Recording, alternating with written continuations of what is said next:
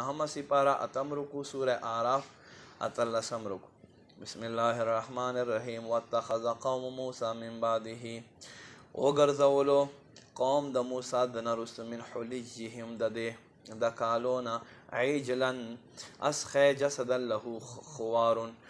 چې هغه دا سټ د غوا پشان او آواز کوونکی د غوا پشان علم یرو آیدینو ګوی انه بېشکه شان د لا یکلمهم دا اسخی نو دوی سره خبرې کوي ولا یهدیهم سبیلا نو دوی ته لار ښایي اتخذوه وکانو ظالمین دوی دا یې ونیسلو او داسې حال کې چې دوی ظالمانو ولما سقط فی ایدیهم هر کله چې دوی له لاس نه خبر ووته ور او دوی کړه انهم قد ضلوا بېشکه دوی ګمراه شو قال دوی لئن لم يرحمنا ربنا کچېرته زموږ را په موږ باندې رحم نه وکړو ویغفر لنا او موږ ته بخښنه ونه کړه لنکونن من الخاسرین ضرور به موږ تباه شو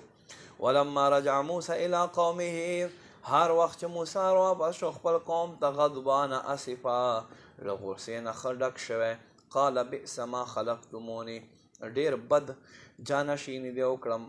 من بعد ما نرستو اعجلتم امر ربکم آیا تاسو د خپل رب په کار کې تا دې وکړه والقى الالواح او وایي چولې تختیانې واخذ براس اخیه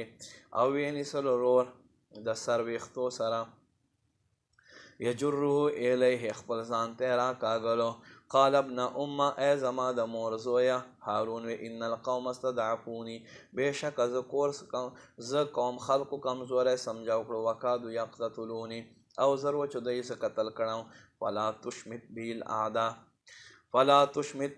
ته مه خندوه بی الاعداء زما دشمنان ولا تجعلني ته مه کېږه مع القوم الظالمین د هغو ظالمو خلقو سره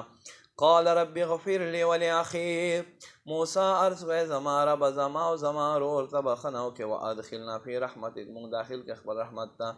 وانت ارحم الراحمین او ته لواړو نه زیات رحم کوونکی